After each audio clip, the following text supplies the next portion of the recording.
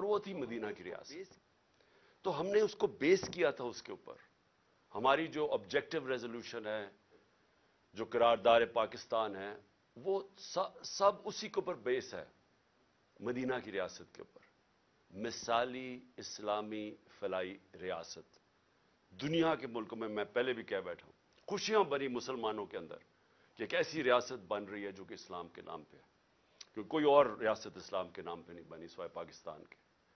تو میں جو ویژن ہے وہ صرف پہلے آپ کو 2-3 جملوں میں ہی بتا دوں کہ جو بنیاد رکھی جاتی ہے مدینہ کی ریاست کی میرے نبی صلی اللہ علیہ وسلم نے, وہ تھی عدل اور انصاف پہ. اور اس کے اوپر بہت آج سے تقریباً 800 سال پہلے دنیا کے جو سمجھا جاتا ہے کہ ماڈرن ہسٹری کے باپ تھے, چاہے وہ مغرب ہو یا دنیا مانتی ہے ان کو, ان کا نام تھا ابن خلدون. وہ اپنی کامنٹریز میں لکھتے ہیں کہ اگر اسٹیٹ کے اوپر وہ اپنا سارا تجزیہ نکالتے ہیں کہ اگر ایک ریاست کے اندر عدل اور انصاف نہ ہو وہاں خوشحالی نہیں آ سکتی. یہ آج سے 800 سال پہلے لکھتے ہیں کہ بنیادی چیز خوشحالی کے لیے, غربت کم کرنے کے لیے عدل اور انصاف ہے. اور وہ کیوں ہے وہ تفصیل میں بیان کرتے ہیں کہ بزنس بھی, سرمایہ کار انویسٹ اس ریاست میں کرتے ہیں جہاں ان کو پتا ہو کہ یہاں قانون مکمل طور پہ ان کی حفاظت کرے گا, کوئی طاقتور آ کے ان کی زمین پہ, ان کے کاروبار پہ قبضہ نہیں کرے گا, جو وہاں کا ٹیکس کا نظام ہوگا وہ منصفانہ ہوگا. ان کو کوئی یہ خوف نہیں ہوگا کہ آتے ساتھ ہی کوئی قبضہ گروپ ان کی جگہ پہ قبضہ کر لے گا, کیونکہ وہ انصاف ہوگا. جدھر انصاف ہے وہ قبضہ گروپ نہیں ہے, جدھر انصاف ہے وہ ظلم نہیں ہے, جدھر انصاف ہے وہ NRO نہیں ہے. وہ بڑے لوگ چوری نہیں کر کے معاف نہیں کروا سکتے, کیونکہ قانون کے سامنے سب ایک برابر ہے. تو یہ جب مدینہ کی ریاست کی بنیاد رکھی گئی عدل اور انصاف پہ, تو یہ یاد رکھیں کہ وہ اس وقت بڑے برے حالات تھے, خوشحالی بعد میں آئی, پہلے انصاف آیا. تو آج میں اس لیے اس کے اوپر بات کرنا چاہتا ہوں کہ ہم اس ویژن سے اتنا دور جا رہے ہیں کہ مجھے خوف آ رہا ہے کہ ہم بچیں گے بھی یا نہیں بحیثیت قوم. ایک انگریزی کی سٹیٹمنٹ ہے, نیشنز وداؤٹ اے ویژن ڈائی. قوم جو اپنے نظریے سے ہٹ جاتی ہے وہ مر جاتی ہے. تو یہ میں آپ کے لیے یہ باتیں اس لیے رکھ رہا ہوں کیونکہ جب سے یہ ایک سازش کے تحت ایک اس ملک کے مجرموں کی حکومت ہمارے اوپر نافذ کی گئی, ذرا ملک کے حالات دیکھ لیں کہ کدھر سے کدھر پہنچ چکے ہیں. اور میں اس لیے یہ آپ کے لیے کہہ رہا ہوں کیونکہ اب جس طرف آپ جا رہے ہیں میں آخر میں ادھر آؤں گا کہ اگر ہم بحیثیت قوم, میں اپنی ساری قوم کو, پارٹی کو نہیں کہہ رہا, قوم کو کہہ رہا ہوں کہ اگر آج ہم نہیں جاگیں گے اور ہم جد و جہد نہیں کریں گے, ہم سب ذمہ دار ہوں گے جس طرف اب ہم جس رخ پہ نکل چکی ہے. سب سے پہلے معیشت آ جائے. دیکھیں معیشت جو ہے نا, اس کے اوپر بھی ایک بڑا ضروری ہے, میں جو شروع میں بات کی کہ ادھر بھی انصاف چاہیے ہوتا ہے, رول آف لا چاہیے ہوتا ہے, سرٹنٹی چاہیے ہوتی ہے. لوگوں کو یہ, جب تک مجھے یہ اعتماد نہیں ہوگا کہ آج جو میں یہ فیکٹری بنا رہا ہوں, میں دکان بنا رہا ہوں, میں پیسے لگا رہا ہوں, اپنی محنت کے سرمایہ کاری کر رہا ہوں, جب تک مجھے یہ نہیں پتا چلے گا کہ یہ آگے بھی یہی سسٹم رہے گا, جب تک مجھے یہ اعتماد نہیں ہوگا کہ یہ قانون نہیں ایک دم بدل جائے گا, یہ اب سسٹم چلے گا, تب تک میں پیسے نہیں لگاؤں گا. بلکہ وہ یہ چھوڑیں کہ میں ملک میں نہیں لگاؤں گا, باہر سے بھی نہ کوئی پیسے لے کے آئے گا ملک کے اندر سرمایہ کاری کرنے کے لیے, اور اندر سے بھی آپ کے ہمارے جو سرمایہ کار ہے وہ کسی اور ملک میں جا کے پیسے لگائیں گے. اب دبئی میں جا کے کبھی پوچھیں, پاکستانی بزنس مین وہاں کتنے کارخانے بھی چلا رہے ہیں, بزنس بھی چلا رہے ہیں, ان سے پوچھے تو صحیح کہ جب آپ کا ملک ہے آپ نے پاکستان میں کیوں نہیں پیسہ انویسٹ کیا, آپ کیوں دبئی میں جا کے پیسہ لگا رہے ہیں, اور ملیشیا میں بھی یہی ہے. تو وہ سب سے پہلی بات کہیں گے کہ یہاں ہمیں اعتماد ہے ان کے قانون کے اوپر, ہمیں یہاں رول آف لا نظر آتا ہے. اس لیے ہمیں اعتماد ہے کہ جو ہماری انویسٹمنٹ ہے، جو سرمایہ کاری ہے، ان کا قانون اس کی حفاظت کرے گا. اس لیے لوگ انویسٹ کرتے ہیں. اور ہماری جو سب سے بڑی طاقت ہے اوورسیز پاکستانی، جن 1 کروڑ اوورسیز پاکستانی ہے، 10 ملین اوورسیز پاکستانی ہے. آپ یہ سمجھ جائیں کہ اگر ان میں سے میں پھر سے ایک فگر دیتا ہوں، 20 لاکھ بھی 15 سے 20 لاکھ پاکستان میں سرمایہ کاری کرنی شروع کر دیں تو ہمیں کوئی کسی کے سامنے ہاتھ پھیلانے کی ضرورت نہیں پڑے گی. لیکن وہ کیوں نہیں آتے یہاں؟ کیونکہ ان کو اعتماد ہی نہیں ہمارے انصاف کے نظام میں. بلکہ جو آئے تھے ہمارے دور میں، جو آئے تھے، وہ سوچ رہے ہیں ملک چھوڑ کے جانے کا. اور وہ کیوں میں صرف 3-4 موٹی، زیادہ میں نے اور چیزوں پہ بات کرنی ہے، تو میں صرف آپ کو معیشت کے اوپر صرف فگرز دے دوں. جس دن ووٹ آف نو کانفیڈنس ہمارے خلاف سازش کے تحت کیا گیا تو ڈالر پاکستان میں 178 روپے کا تھا. 178 روپے کا ڈالر تھا جب vote of no confidence assembly میں دائر کیا گیا. آج ابھی 9 مہینے ہوئے ہیں، آج پاکستان کے اندر ڈالر 100 روپیہ مہنگا ہو چکا ہے. صرف اب 1 ہفتے کے اندر 50 روپیہ ڈالر مہنگا ہوا ہے. ہمارے 3 سال 8 مہینے کے اندر 55 روپیہ ڈالر مہنگا ہوا. یہاں صرف 1 ہفتے کے اندر 50 روپیہ ڈالر مہنگا ہوا. میں کیوں ڈالر کا آپ کو بتا رہا ہوں کہ اس کے بہت بڑے اب آگے جا کے اس کے اثرات پڑنے لگے ہیں عام لوگوں کے اوپر. آپ جو سن رہے ہیں، آپ سب کے اوپر اب اس کے اثرات آنے لگے ہیں کہ یہ آ چکے ہیں. مہنگائی آ چکی ہے. ابھی بھی جو مہنگائی ہے 50 سال میں پاکستان کی تاریخ میں سب سے زیادہ مہنگائی ہے. اس وقت جو عام انسان چیزیں خریدتا ہے، سب سے جو بنیادی چیز ہے وہ آٹا ہے. وہ 60 روپے کلو سے پہنچ گیا ہے 150 روپے پہ. یہ عام آدمی کھاتا ہے. اس کے علاوہ گھی کدھر سے کدھر گیا ہے. اور جو لوگ بجلی استعمال کرتے ہیں، گیس کرتے ہیں، یہ سب مہنگی ہوئی اور مزید اور مہنگی ہونے جا رہی ہیں. جیسے جیسے روپیہ گرے گا، جو چیز ہم باہر سے خریدتے ہیں، جس میں جدھر بھی امپورٹ شامل ہیں، وہ سب مہنگی ہوتی جا رہی ہیں اور ہوں گی آگے جا کے. تو اس کے ابھی پورے اثرات آئے نہیں ہیں، آنے والے ہیں. تو یہ کیسے کون سی قیامت آئی تھی کہ پاکستان کے اندر اس طرح کی معیشت ڈوبنے کے اوپر کھڑی ہے؟ کیا ہوا؟ تیل کا ہی کہتے ہیں نا. اثر ہم تیل امپورٹ کرتے ہیں. تیل جب مہنگا ہوتا ہے، بجلی مہنگی، اس کا سارا اثر پڑ جاتا ہے ٹرانسپورٹ پہ، ہر چیز پہ. اور جب وہ ہر انسان کو افیکٹ کرتی ہے. تو تیل، پھر سے میں بتا دوں کہ ہمارے دور میں 110 سے 115 ڈالر بیرل پہ گیا تھا. آج پہلے کو 75 ڈالر پہ چلا گیا تھا، نیچے گر کے اب کوئی 85 ڈالر کے اوپر تیل ہے بیرل. تو کس وجہ سے یہ ایک دم یہ جو طوفان آ گیا مہنگائی کا، اور ہر چیز مہنگی اور روپے پہ پریشر؟ آج پاکستان کے ریزروز ادھر پہنچ گئے ہیں جدھر ہم نے جب ایٹمی دھماکہ کیا تھا تو اس سے بھی نیچے پہنچ گئے ہیں. تو جو ریزروز، اگر آپ اس کا مطلب یہ کہ جب آپ کے ریزروز گرتے ہیں تو روپے پہ پریشر پڑ رہا ہے، اور جب ریزروز گرتے ہیں اس سے بھی خوفناک چیز جو ہم سب کو، ہم سارے پاکستانیوں کو تشویش ہوگی سن کے کہ ہماری سیکیورٹی پہ اس کا افیکٹ جاتا ہے. ہندوستان کے ریزروز کچھ پتہ نہیں 550 ارب ہے. 550 ارب ڈالر ہیں. ہمارے 3 ارب ڈالر سے بھی نیچے گر گئے. تو کہاں 550 ارب ڈالر اور کہاں 3 ڈالر سے نیچے گرنے کا؟ صرف آپ کو اگر کبھی آپ کو دل کے اوپر اگر تکلیف پہنچانی ہے تو ہندوستان کی چینلز دیکھیں آج کل وہ کس طرح پاکستان کا نام لے رہی ہیں کہ یہ صرف 9 مہینے کے اندر ملک کدھر سے کدھر پہنچ گیا. اب میں جو یہ امپورٹڈ گورنمنٹ کے امپورٹڈ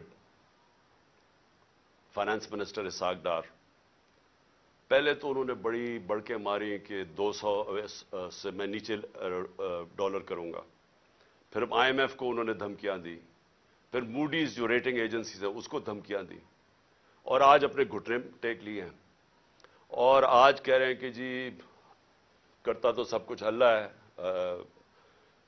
اس کی مرضی کے بغیر تو کچھ نہیں ہوتا, لیکن اللہ نے بھی کوئی کنڈیشنز لگائی ہوئی ہیں کہ میں تب تمہاری مدد کرتا ہوں تب تم یہ چیزیں کرو.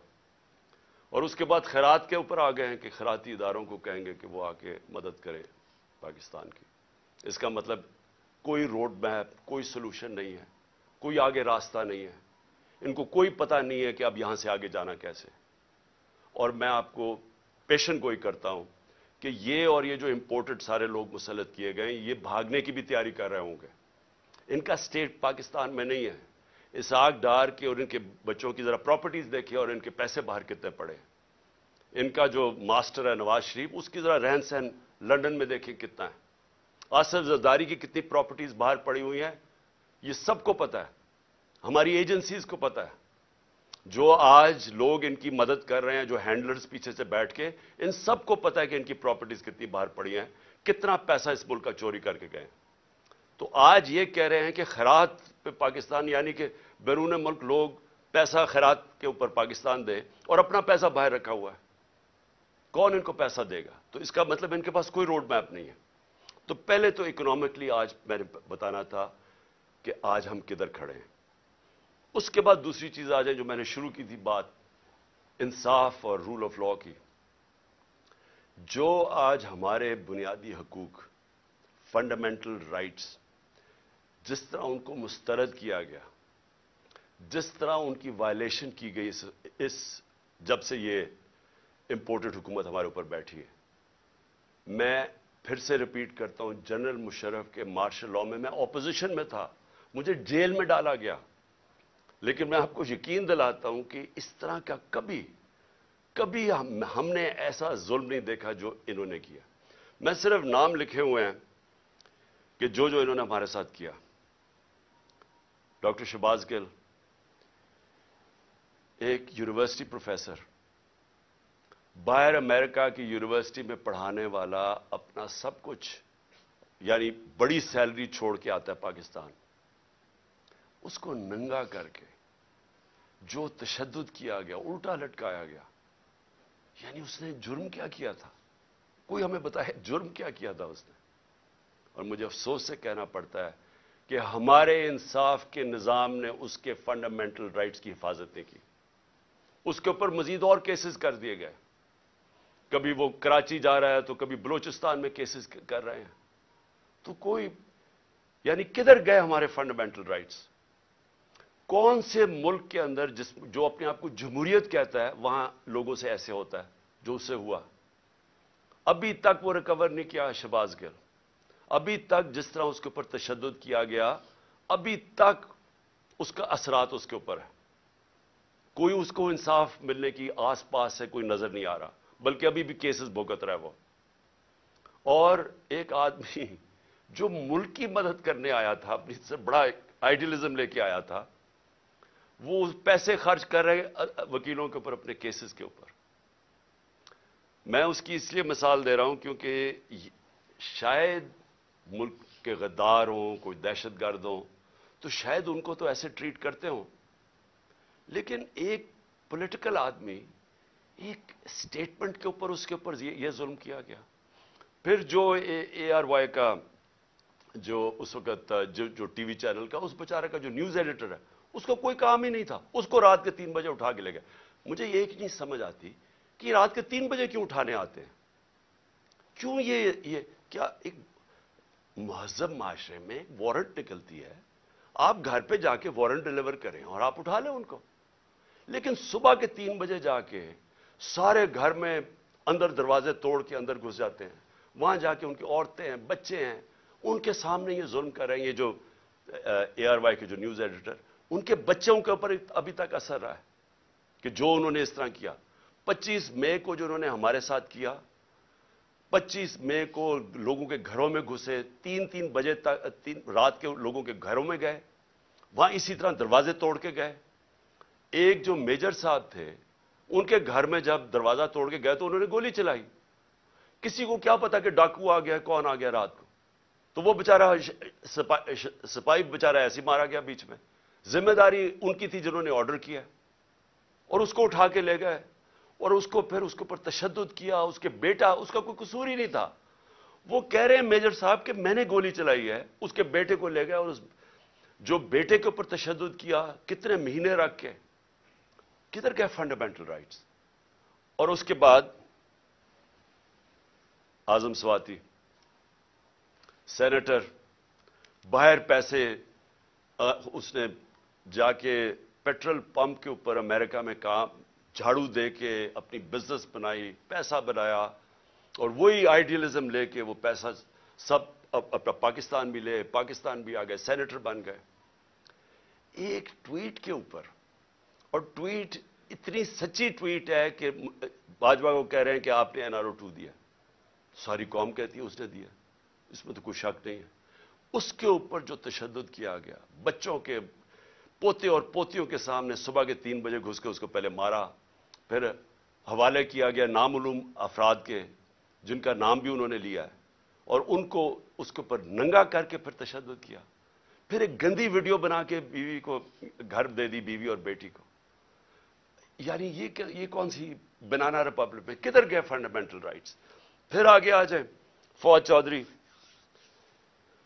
پھر صبح کے 3-4 بجے پہنچ گئے گھر, ادھر سے پھر اٹھایا, ہتکڑیاں لگائیں, اوپر کپڑا. یعنی یہ کوئی دہشت گرد تھا کیا تھا؟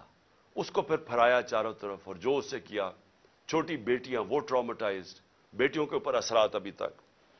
پھر شندانہ گلزار, کیا اس نے شندانہ نے کیا کہ اس کو دہشت گرد بنا دیا؟ یہ جمہوریت ہے آپ اگر کوئی بیان دیتا ہے اس کو مسترد کر دیں. یہ کیسے ہو گیا کہ اس کے بیان کے اوپر اس کو دہشت گرد بنا دیا, اس کے اوپر کیس کر دیا دہشت گردی کا؟ پھر شیخ رشید کو پہلے, اور فواد چودھری کو ہائی کورٹ 4 دفعہ ہائی کورٹ نے آئی جی کو کہا کہ میرے سامنے فواد کو لے کے آؤ. آئی جی نے کوئی پرواہ نہیں کی, کہیں اور سے آرڈر مل رہے تھے, کوئی فکر نہیں کی انہوں نے. اور پھر شیخ رشید بیل دے دیتی ہے عدالت, اسلام آباد ہائی کورٹ, اور کیسز ڈال کے اس کے اوپر کیسز پہ کیسز بنائی جا رہے ہیں, اور اس کو رکھا ہوا ہے. ایک کتنی دفعہ شیخ رشید منسٹر بن چکے ہیں, عمر ان کی 75 سال ہے, رات کو ہتکڑیاں باندھ کے ان کو کمرے میں رکھا ہے, ان کے اوپر کپڑا ڈالا رکھا ہے. یعنی یہ میں اپنے انصاف کے نظام کو آج پوچھ رہا ہوں, کدھر گئے ہمارے فنڈامنٹل رائٹس؟ اور پھر میں گنانا چاہتا ہوں, عمران ریاض کو اٹھایا. ہر وہ آدمی جو رجیم چینج کے جو صحافی خلاف ہے, ہر اس آدمی کو سنگل آؤٹ کیا انہوں نے. ہر اس آدمی کے اوپر, جس طرح عمران ریاض کو یہ دوسری دفعہ اٹھا کے لے کے گئے تھے, ارشد شریف کی جو سارے اس ملک کے لیے سب سے دردناک کہانی ہے صحافیوں کی تاریخ میں, جو اس سے کیا گیا, ملک سے باہر پھر قتل کیا گیا, اس کو شہید کیا گیا. ایاز امیر, سمیع ابراہیم, غلام حسین, جو لوگ رجیم چینج کے خلاف لکھتے تھے, تنقید کرتے تھے, ان ساروں کو باری باری کہیں نہ کہیں ان کو ڈرایا, دھمکایا, اٹھایا گیا. سوشل میڈیا کے ہمارے لڑکے, انہوں نے مجھے ایسی کہانیاں سنائی ہیں جو ہمارے نہیں بھی تھے, انہوں نے لوگوں نے آ کے بتایا ہے, جو ویسے سوشل میڈیا پہ جو تنقید کر رہے تھے ان کو راتوں کو اٹھایا, ان کو بھی لے کے گئے, کہیں کو ننگا کیا, وہی ایک سٹینڈرڈ چیز تھی. خالد گجر ہمارے MNA کے کینڈیڈیٹ ہیں, ان کے بھائی شبیر گجر MP رہ چکے ہیں. کل رات ان کے اوپر پولیس پہنچ کے ان کے گاؤں کے اوپر سراؤنڈ کر دیا, گاڑیاں توڑی وہاں. فروخ حبیب, اس کے اوپر ڈکیتی کا کیس ڈال دیا. میرے اوپر اب میں اپنے 60 FIR ہے میرے اوپر. اور جو سب سے حیران کن چیز یہ ہے کہ اگر میں ایکس پرائم منسٹر ہوں, اپنی FIR نہیں کٹوا سکا, اور اس کے بعد جو GIT بنی تھی, جو چیزیں نکال رہی تھی, جس میں واضح ہو گیا کہ اور وہ لوگ شامل تھے جن کو میں نے 3 نام جو نامزد کیے تھے کہ جو ایف آئی آر میں، وہ واضح ہو گیا کہ وہ اس کے پیچھے ہے.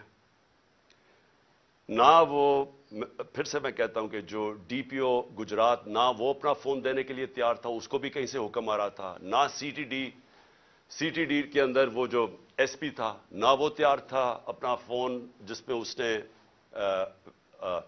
وہ جو دوسری ویڈیو بنائی تھی، وہ جو شوٹر تھا نوید یا ندیم، نہ انہوں نے دیا، نہ انہوں نے کوآپریٹ کیا. لیکن جو رپورٹ درج کروائی گئی عدالت نے، جے آئی ٹی نے عدالت میں جو رپورٹ درج کروائی، اس کے اندر یہ چیز واضح ہو گئی کہ 3 شوٹر تھے، ایک نہیں تھا، تو دینی انتہا پسند کا سارا ختم ہو گیا کیس. لیکن جو سی ٹی ڈی کے اندر جب اس کو نوید کو اٹھا کے سی ٹی ڈی لے کے گئی، تو وہاں 5 نامعلوم افراد تھے. کیا کام تھا ان کو سی ٹی ڈی میں؟ تو کیا اگر کسی میں کوئی شک ہے تو اب یہ شک ہٹ جانا چاہیے کہ یہ جن لوگوں نے کروایا تھا ان کا کام میری حفاظت کرنا تھا، انہوں نے یہ کروایا سب کچھ، اور اس لیے وہ کور اپ کر رہے ہیں. کیئرٹیکر گورنمنٹ کیسے ہو سکتی ہے کہ جے آئی ٹی کی جو پنجاب گورنمنٹ نے نوٹیفائی کی ہوئی جے آئی ٹی، اس کو بند کر دیا، اس کا کام نہیں کرنے دے رہا ہے؟ کس چیز کا خوف ہے؟ کیونکہ طاقتور لوگوں نے اپنا فیصلہ کیا ہوا ہے کہ اگر وہ قانون کے اوپر ہے، یہ ہے. اور پھر میں واپس جاتا ہوں کہ یہ سارے جو میں نے آپ کو کیسز اس لیے بتا رہا ہوں کہ یہاں رول آف لا نہیں ہے، یا انصاف ختم کر دیا ہے، یا جنگل کے قانون کی طرف نکل گیا پاکستان. اور کوئی ملک جدھر انصاف اور رول آف لا نہیں ہے، وہاں خوشحالی نہیں آ سکتی. یہ ہم اندھیرے کی طرف لے کے جا رہے ہیں. اور یہ مزید جتنی یہ اور کوششیں کر رہے ہیں، جتنا ہمیں ڈرانے دھمکانے کی، یہ صرف ثابت کر رہے ہیں کہ اس ملک میں مائٹ از رائٹ ہے، جس کی لاٹھی اس کی بھینس، کہ کوئی انصاف نہیں ہے کمزور کو. یہ ثابت کر رہے ہیں کہ یہ جو لوگ اوپر بٹھائے ہوئے ہیں ہمارے، ان کا صرف مقصد ہی ایک ہے کہ کسی نہ کسی طرح اپوزیشن کو ڈرا دھمکا کے ختم کرو، تاکہ یہ ختم ہو جائے. تو پھر وہ جو میں جس کا نام 12th مین بھی رکھا ہوا ہے، وہ لڑنے سے بھاگا آئے. جب وہ سمجھ جائے کہ اب گراؤنڈ تیار ہو گئی ہے، تو تب وہ آ کے الیکشن جیت کے تو کہے جی دیکھیں بہت بڑا مارکا مارا. یہ صرف گیم پلان ہے. لیکن جو تیسرا میرا پوائنٹ ہے کہ جو پولیٹیکل اس وقت جو ہمارے ملک میں پولیٹیکل انسرٹنٹی ہے، جس کی وجہ سے کبھی بھی معیشت ہماری کبھی بھی وہ استحکام اس میں نہیں آ سکتا جب تک آپ پولیٹیکل سٹیبلٹی نہ لے کے آئیں. تو ہم نے جب فیصلہ کیا، میں نے فیصلہ کیا کہ ہم اپنی 2 گورنمنٹس کو ڈیزالو کرتے ہیں، پختونخوا اور پنجاب کو، تو اس کے پیچھے اپنا ملک کا سوچ رہا تھا. کہ میں نے سوچا کہ اگر ہم، آئین کہتا ہے کہ جیسی آپ اپنی گورنمنٹ ڈیزالو کرتے ہیں، جو گورنر ہے اس نے 90 دن کے اندر الیکشن کی ڈیٹ دینی ہے. یہ پاکستان کا آئین ہے. میں نے وہ آئین سوچ کے اپنی گورنمنٹس کو ڈیزالو کیا تھا. اور مجھے تب لوگ کہتے گئے ہمارے کہ یہ نہیں کریں گے، کہ یہ جو طاقتور لوگ ہیں یہ نہیں ہونے دیں گے. اور انہوں نے پوری پہلے کوشش کی کہ کسی نہ کسی طرح ہمیں پنجاب میں کانفیڈنس ووٹ نہ ملے، پھر کہ ہم ڈیزالو نہ کر سکے تھے. ڈرایا دھمکایا، یہاں آ کے بیٹھ گئے وہ طاقتور ہینڈلرز، اور انہوں نے پوری کوشش کی. لیکن اللہ ایک پلان اوپر والے کا بھی ہوتا ہے نا، وہ کامیاب ہو گیا. ہمیں 186 ووٹ مل گئے، اور ہم نے اپنی گورنمنٹ، جب کانفیڈنس مل گیا ووٹ، ہم نے اپنی گورنمنٹ ڈیزالو کر دی. اب یہ سارا ملک اب تماشا دیکھ رہا ہے کہ ابھی تک 18 دن ہو گئے ہیں، دونوں گورنرز نے ڈیٹ نہیں دی الیکشن کی. اور یہ جیسے ہی 90 دن ختم ہوں گے تو ساری قوم سمجھ جائے کہ اس کے بعد یہ آرٹیکل 6 لگے گا ہر کوئی جو گورنمنٹ میں بیٹھا ہوگا، کیونکہ وہ بالکل گورنمنٹ، جو بھی گورنمنٹس ہوں گے ایلیگل ہو جائیں گی، وہ آئین کے خلاف ہو جائے گی. اور جو بھی یہ کوشش کر رہا ہے کہ کسی طرح اس کو آگے کھینچا جائے، اور وہ ہمیں پتہ ہے کون کوشش کر رہے ہیں. ایک تو یہ جو امپورٹڈ ڈاکو بیٹھے ہوئے ہیں ہمارے اوپر، یہ خوف زدہ ہیں الیکشن سے.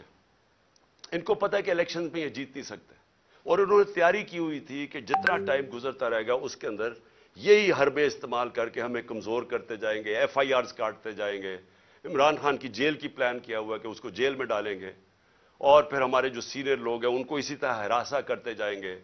جو بولنے والا ہوگا اس کا منہ بند کرنے کی کوشش کریں گے.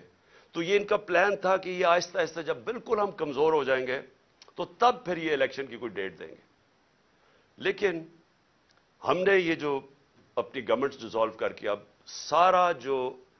اب جو سارا پاکستان آج پاکستان کی عدلیہ کی طرف دیکھ رہا ہے. اور میں یہ امید رکھتا ہوں کہ ہماری عدلیہ آئین کے ساتھ کھڑی ہوگی. کیونکہ اگر یہ 90 دن سے اوپر جاتا ہے تو یہ پاکستان کے آئین نہیں، پاکستان کے رول آف لا نہیں، یہ ساری پاکستان کی جمہوریت اس وقت ختم ہو جاتی ہے. اس کا مطلب جمہوریت نہیں ہے یہاں، کیونکہ جمہوریت تو چلتی ہے آئین کے اوپر. تو لہٰذا یہ اب سارا قوم تماشا دیکھ رہی ہے کہ کیا 90 دن میں الیکشن ہوگا یا نہیں ہوگا. میں ابھی آپ کو کہہ رہا ہوں کہ یہ جو امپورٹڈ حکومت ہے یہ اتنی خوفزدہ الیکشن سے، کیونکہ انہوں نے پوری کوشش کی سب کو ملا کے، جو 16 جولائی کو الیکشن ہوئے تھے بائی الیکشنز پنجاب میں، اس کے باوجود ہار گئے. پھر اس کے بعد ساری جماعتیں ایک ٹکٹ پہ لڑی، پھر ہار گئیں، وہ جو اگلا اکتوبر میں الیکشن ہوا تھا. تو یہ ڈرے ہوئے الیکشن سے، یہ الیکشن سے ڈرے ہوئے ہیں، ملک تباہی کی طرف لے کے جا رہے ہیں. روڈ میپ ہے کوئی نہیں، کوئی چیز کنٹرول میں ان کے نہیں ہے. صرف اور صرف اس ڈر سے کہ الیکشن نہ ہار جائیں، ان کو کوئی فکر نہیں ہے کہ ملک برباد ہو جائے، کیونکہ ان کے پیسے باہر پڑے ہوئے ہیں. ان کا پاکستان میں سٹیک ہی کوئی نہیں ہے. انہوں نے پھر سے میں کہہ رہا ہوں یہ پھر باہر بھاگیں گے.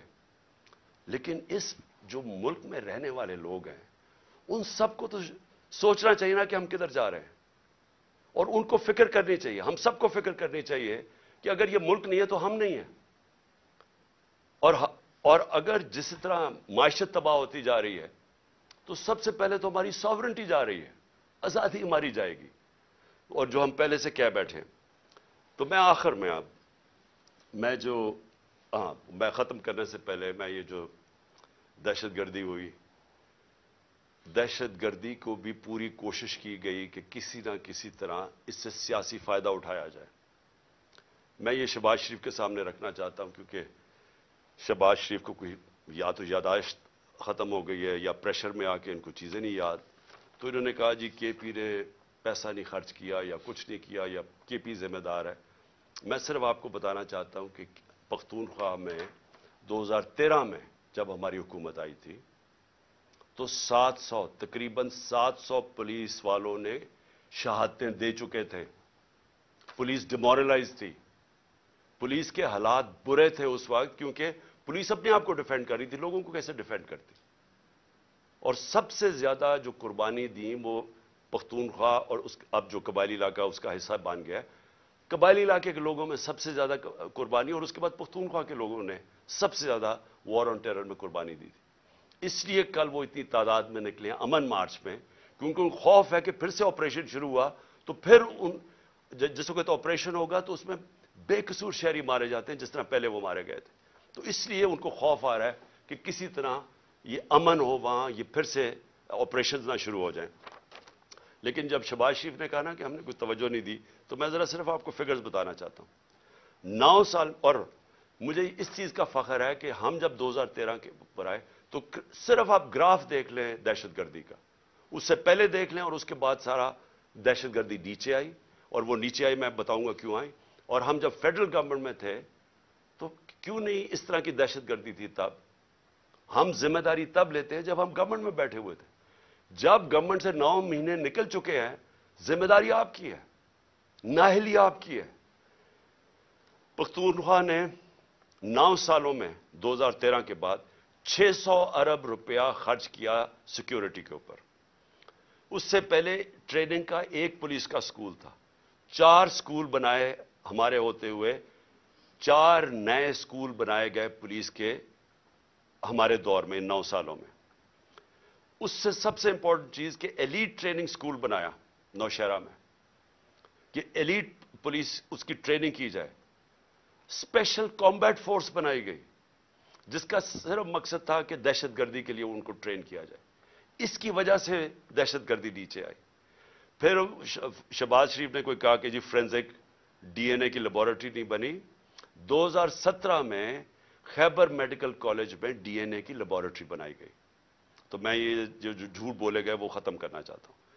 پھر اس نے کہا کہ فاٹا کا جو بجٹ ہے اس میں سارے صوبے کنٹریبیوٹ کر رہے تھے. جب فاٹا کا مرجر ہوا تو سب نے فیصلہ کیا کہ ہاں ہم پیسے دیں گے تاکہ فاٹا جب حصہ بنا پختونخوا کا تو اس کو آرام سے ابزارب کرنے کے لیے یہ فیصلہ ہوا تھا.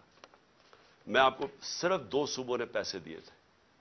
وہ جو کمٹمنٹ کی تھی کہ 4 صوبے اپنے NFC ایوارڈ سے پیسے دیں گے, صرف 2 صوبوں نے دی. پختونخوا نے خود دیے اور دوسرا پنجاب نے دیے. باقی 2 صوبوں سے پیسہ نہیں آیا وہاں. اور جب ہمارے دور میں ہم نے 55 ارب روپیہ ہر سال ہم نے ایلوکیٹ کیا تھا فاٹا کے لیے تاکہ وہاں ڈیولپمنٹ ہو اور وہ مرج کر جائے آرام سے. جب سے PDM آئی ہے 55 ارب سے صرف 5 ارب روپیہ دیا گیا ہے پختونخوا کی حکومت میں. تو میں یہ صرف کریکٹ کرنا چاہتا تھا کہ یہ ذرا جھوٹ بولے گئے تھے. آخر میں جی دیکھیں, میں یہ آخر میں بات کرنا چاہتا ہوں کہ پلان تو ان کا بہت واضح ہے. یہ جو کرپٹ امپورٹڈ حکومت ہمارے پر مسلط کی گئی ہے اور ان کے پیچھے جو ہینڈلرز ہیں ان کے پلان تو یہ ہے کہ کمزور کر کے تحریک انصاف کو ڈرا دھمکا کے لوگوں کو کیسز کروا کے اور پھر بالکل جب یہ کمزور ہو جائے اور پھر الیکشن کمیشن ان کے ساتھ ملی ہوئی ہے, وہ ہر قسم کی مدد کر رہی ہے ان کی الیکشن کی, اور پھر کیئر ٹیکر گورنمنٹس ایسی لے آئیں. میں پھر سے ریپیٹ کرتا ہوں کہ اس ملک کی تاریخ میں کیئر ٹیکر گورنمنٹ کا ایسا مذاق نہیں اڑا جو یہ اب اڑا ہے. یہ ایسی کیئر ٹیکر گورنمنٹس بنائی ہیں کہ ہمارے جو سب سے ہمارے خلاف پولیس والے تھے اور بیوروکریٹس تھے ان کو ہمارے اوپر مسلط کیا گیا. وہ لوگ جو سارے ہمارے اینٹی تھے, یعنی اتنی بھی شرم نہیں آئی کہ 2-3 ہی کوئی ہوتے جو کہ نیوٹرل ہوتے, میں پرو بھی نہیں کہہ رہا, نیوٹرل ہوتے, سارے اینٹی لوگوں کو بٹھا کے 2 گورنمنٹس میں لے آئے. الیکشن کمیشن بھی ان کی, کیئر ٹیکر گورنمنٹس بھی ان کی, پیچھے سے جو مدد بھی ان کی آ رہی ہے, اور اس کے بعد کیسز کروا کے اور جیلوں میں ڈال ڈول کے تو پھر یہ الیکشن کا پلان بنا ہوا ہے. ہم نے جب 25 مئی کو جب ہمارے پر تشدد ہوا تو اگر اس وقت ہم فیصلہ کر دیتا, میں فیصلہ کر دیتا, جو ہم نے پلان بنایا تھا دھرنا دینے کا, مجھے پتا تھا کہ اگلے دن خون خرابہ ہونا ہے, کیونکہ انہوں نے اتنا ظلم کیا تھا لوگوں کے اوپر کہ وہاں غصہ تھا. ہم سارے ہمارے ورکرز میں سب میں غصہ تھا, اور مجھے پورا یقین تھا کہ اگلے دن کلیش ہونا اور خون خرابہ ہونا اور انتشار پھیلنا. میں نے وہ کال آف کر دی. جو لانگ مارچ تھی 25 کی صبح کو کال آف کر دی, 26 کی صبح کو. پھر 26 نومبر کو جب لاکھوں لوگ اس پنڈی پہ پہنچے اور ہم نے فیصلہ کیا ہوا تھا کہ ہم ادھر سے پھر اسلام آباد جائیں گے, پھر جب میں نے دیکھا کہ جتنی تعداد لوگوں کی تھی اگر وہ اسلام آباد چلتے تو وہاں پھر کلیشز ہونے تھے, انتشار ہونا تھا, اور پھر ہمیں خوف تھا کہ کلیشز ہونے تھے اور اس کی وجہ سے ملک میں انتشار پھیلا. وہ پھر کال آف کر دی اور فیصلہ کیا اپنی گورنمنٹس کرانے کا. اب ہمارے پاس 2 راستے ہیں. جو یہ کر رہے ہیں ملک گیر, ہم سٹرائکس, پہیا جام, ڈیمونسٹریشن, یہ راستہ ہے. یہ بھی ویسے جمہوریت کا راستہ ہے, لیکن معیشت کا اتنا برا حال ہے کہ اگر ہم اس راستے پہ نکل گئے تو مزید اور نیچے جائے گا. اس لیے میں آج اپنے سارے ورکرز کو, پاکستانی قوم کو, آج سب کو کہتا ہوں کہ تیاری کر لیں. ہم نے جیل بھرو تحریک کرنی ہے. انہوں نے ہمارے اوپر اب اسی طرح کا تشدد کیا. ساری میں اپنے نوجوانوں کو, قوم کو, لوگوں کو تیار کر رہا ہوں کہ اگر یہ سمجھ رہے ہیں کہ اس طرح کا تشدد کرتے رہیں گے اور چپ کر کے بیٹھے رہیں گے تو ہم بہتر یہ ہے کہ بجائے ہم توڑ پھوڑ کریں اور سڑکوں پر نکلیں, جو ہماری پارٹی تیار ہوئی ہے اس وقت, ہم سارے تیاری کریں جیل بھرو تحریک کی, اور ہم انشاءاللہ پاکستان کے سارے جیلوں بھر دیں گے تاکہ ان کا شوق پورا ہو جیلوں کا, کہ اگر یہ سمجھ رہے ہیں کہ ہمیں اس سے خوف زدہ کر دیں گے اور ہم کسی طرح چپ کر کے پیچھے ہٹ جائیں گے اور اجازت دے دیں گے ان چوروں کو پھر سے اپنے اوپر مسلط کرنے کے لیے, تو یہ ہم ان کا شوق پورا کر دیتے ہیں. تو ساری پارٹی کو اور میں اپنی قوم کو آج کہنا چاہتا ہوں کہ وقت آ گیا ہے, ہم تیاری کریں. میں کال دوں گا, آپ سب تیاری کریں جیل بھرو تحریک کی.